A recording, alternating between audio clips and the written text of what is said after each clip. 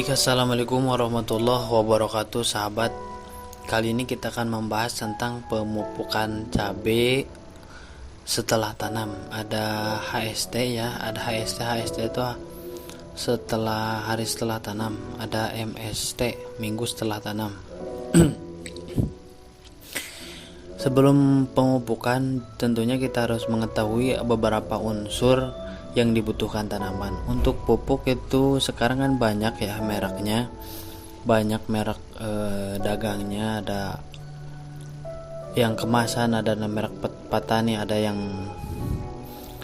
bukan Patani, itu yang subsidi, pokoknya banyak. Nah, makanya kita harus tahu dulu tentang unsur hara. Unsur hara ini sangat penting bagi tanaman. Ada dua, yaitu unsur hara makro dan unsur hara mikro. Dan yang paling dibutuhkan adalah yang besar gitu. Yang besar paling dibutuhkan oleh tanaman itu unsur hara makro. Kalau mikro itu ibaratnya kalau kita makan tidak ada lauk pauknya. Kayak 4 sehat 5 sempurna ya. Jadi kalau kita makan tidak ada lauk pauknya, otomatis kan kurang nikmat lah, meskipun karbohidrat yang kita butuhkan itu sudah ada dalam nasi. Meskipun jumlahnya tidak terlalu banyak, tapi penting juga, sangat dibutuhkan oleh tanaman. Nah, sebelumnya kita akan bahas dulu unsur hara makro, yaitu yang unsur yang paling banyak dibutuhkan oleh tanaman ya. Mana yang paling banyak dibutuhkan oleh tanaman? Pertama, unsur hara makronya itu unsur hara N. Nah, kita akan bahas ini sebelumnya ya. Kita akan bahas itu masa tanaman vegetatif sampai akhir vegetatif, sampai mau memulai berbunga atau bisa disebutkan dengan fase generatif. Kita akan bahas sampai fase vegetatif. Mana yang pertama ada nitrogen ya. Unsur hara makro yang paling dibutuhkan itu nitrogen. Unsur nitrogen dengan biasa lambang unsurnya N ya, sangat berperan dalam pembentukan sel tanaman, jaringan, dan organ tanaman. Nitrogen juga memiliki fungsi utama sebagai bahan sintetis klorofil, protein, dan asam amino.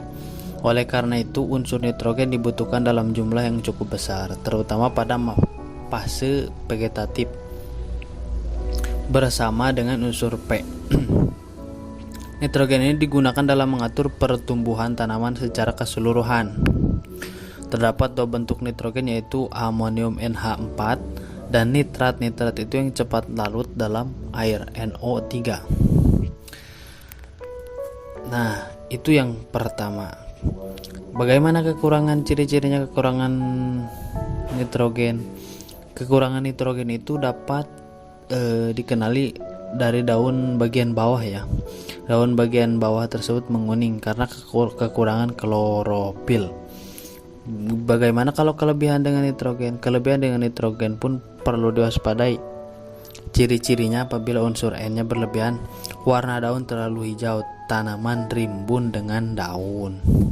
Apalagi kalau tanaman berbuah, karena tanaman yang paling dibutuhkan itu dalam tanaman itu yang berbuah itu kan buah. Tapi sebelum buah kita harus mensuburkan tanaman. Tapi ketika tanaman terlalu subur sehingga lupa berbuah, maka sangat disayangkan ya. Nah, unsur yang kedua, unsur hara makro yang sangat dibutuhkan itu oleh tanaman itu unsur fosfor ya, atau bisa dikatakan dengan fosfat. Unsur fosfor dengan lambang P yang merupakan komponen penyusun dari beberapa enzim protein ATP, RNA, dan DNA ATP, penting untuk proses transfer energi. Sedangkan RNA dan DNA menentukan sifat genetik dari tanaman. Unsur P juga berperan dalam pertumbuhan benih, akar, bunga, dan buah. Pengaruh terhadap akar dengan membaiknya struktur berakar, sehingga daya serap tanaman terhadap nutrisi pun menjadi lebih baik ya. Itu sangat peranan penting bersama nitrogen. Kalau fosfor bersama dengan unsur kalium ya. Fosfor dipakai untuk merangsang proses pembungaan, dan nanti kalium akan memperkuat ya. Hal itu wajar ya, sebab kebutuhan tanaman terhadap fosfor meningkat tinggi ketika tanaman akan berbunga ya. Nah, ciri-ciri kekurangan fosfor dimulai dari daun tua menjadi keunguan ya dan cenderung kelabu, tapi dengan coklat. Tapi daun menjadi coklat tulang. Daun muda berwarna hijau gelap hangus. Kalau kelebihan fosfor menyebabkan penyerangan unsur lain, terutama unsur mikro menyebabkan penyerapan ya. Unsur lain terutama unsur mikro seperti besi, Fe, tembaga, Cu, dan seng. Namun gejala tidak terlihat secara fisik pada tanaman ya. Jadi nanti kita simpulkan ya. Yang ketiga unsur kalium ya. Unsur kalium berperan sebagai pengatur proses fisiologi tanaman seperti fotosintesis, akumulasi, translokasi, transportasi karbohidrat, membuka menutupnya stomata, atau mengatur distribusi air dalam jaringan sel. Kekurangan unsur ini menyebabkan daun seperti terbakar, akhirnya gugur. Unsur kalium ini berperan untuk memperkuat ya.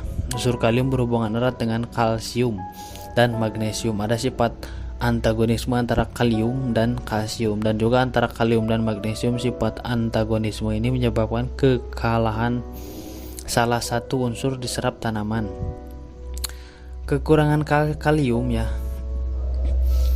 Tanda-tanda kekurangan unsur K terlihat dari daun paling bawah kering atau bercak hangus. Kekurangan unsur ini menyebabkan daun seperti terbakar dan akhirnya gugur. Bunga mudah rontok dan gugur. Pokoknya kalau kekurangan unsur K sangat bisa kita lihat sekali dari ketika berbunga. Jadi bunga itu tidak ada yang jadi, kebanyakan yang gugur ya. Yang keempat, unsur magnesium. Magnesium adalah aktivator yang berperan dalam transportasi energi beberapa enzim dalam tanaman. Unsur ini sangat dominan keberadaannya di daun, terutama untuk ketersediaan klorofil. Jadi kecukupan magnesium sangat diperlukan untuk memperlancar fotosintesis. Bagaimana tanda kekurangannya? Kekurangan magnesium muncul bercak kuning di permukaan daun tua. Hal ini terjadi karena Mg diangkut ke daun muda. Jadi daun tua tidak stabil. Yang kelima, kalsium. Unsur ini berperan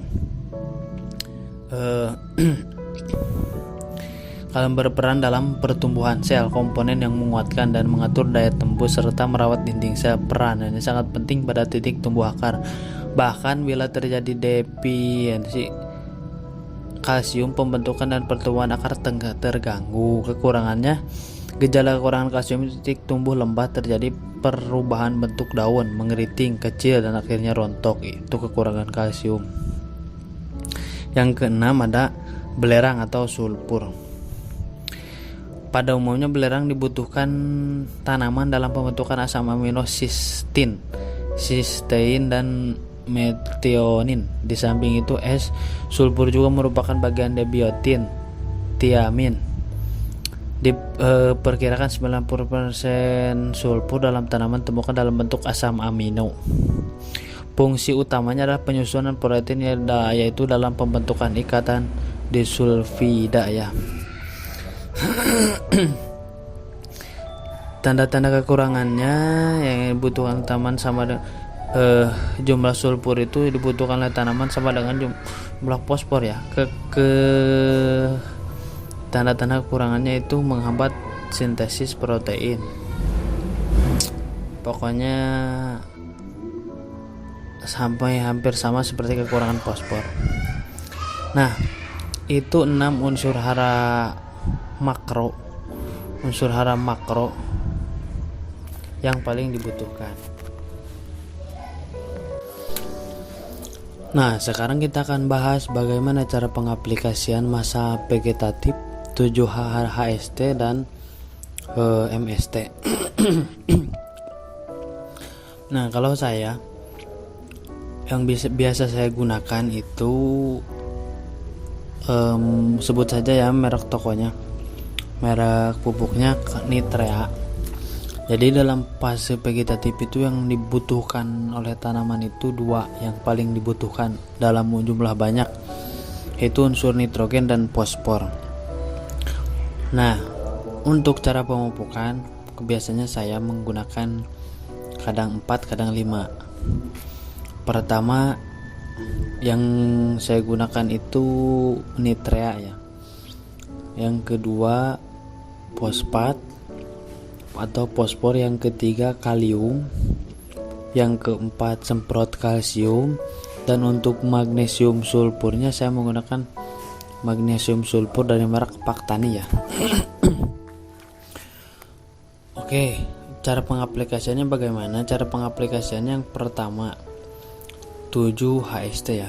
7 hari pertama itu biasanya saya gunakan takaran nitrea itu 1 sendok makan itu 2 liter ya untuk tanaman yang baru. Soalnya pernah saya coba 1 sendok teh, bukan sendok makan, 1 sendok teh itu ketika dengan takaran 1 liter itu tanaman akan gosong ya. Jadi saya perkirakan lagi dan kurangi dosisnya. Ternyata dosis yang lumayan cukup itu, dan sangat mungkin tepat, kurang tepatnya kurang tahu, tapi kelihatan dari pertumbuhannya itu 7 HST itu seperapat ya. Kalau untuk 1 liter seperapat, cukup sedikit saja. Seperapat nitrea, seperapat sendok teh, seperapat fosfor, poska, seperapat lagi, seperapat kurang sedikit kasih ya, terus seperapat kurang sedikit lagi, jumlahnya agak sedikit ya, magnesium sulfur. Kalau untuk unsur hara makronya seperti itu. Kalau mikronya nanti kita akan bahas ya, ini untuk jumlah yang paling besar. Nah, minggu kedua sama pemupukannya, nitrea, fosfat atau unsur fosfor, poska, terus KCl. Cuma dosisnya ditingkatkan. Yang paling dominan besar dibutuhkan itu fosfor sama nitrogen, nitrea sama poska. KCl sama pakai, cuma jumlahnya sedikit. Minggu kedua. Terus magnesium sulfat ya, sulfur sama ditingkatkan, jadi seperempat sendok, setengah sendok. Pertama itu gitu 7 HST seperempat sendok, 2 minggu setelah tanam setengah sendok, terus 3 minggu setelah tanam setengah sendok tambah sedikit, terus 1 bulan setelah tanam sudah mulai kelihatan ada bunga-bunga. Nah, dikurangi unsur nitrogen, diperbesar unsur kalium sama fosfor. Kalau kalsium kan biasanya disemprot ya. Jadi 3 minggu berturut-turut itu yang dibesarkan itu unsur fosfat sama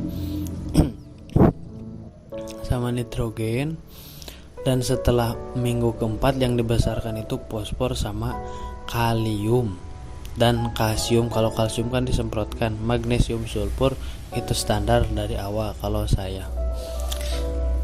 Nah, itu sahabat ya, kayak yang biasa saya gunakan dari awal masa vegetatif sampai akhir vegetatif. Ketika nanti sudah berbunga, berarti memasuki tahap fase generatif. Nanti akan kita bahas pada fase generatif. Kalau sahabat yang menggunakan pupuk, berbagai jenis pupuk itu segala dipakai itu lebih bagus, segala dimasukkan itu lebih bagus, karena untuk memaksimalkan target pembuahan ya. Kalau dari 1 batang 5 on, kita minimal mencapai dari 1 pohon itu mencapai 4 on atau 3 on. Mungkin sekian ya sahabat. Jadi 4 kali pemupukan, bisa dengan 3 kali pemupukan 10 hari. Kalau saya biasanya 7 hari jadi 4 kali.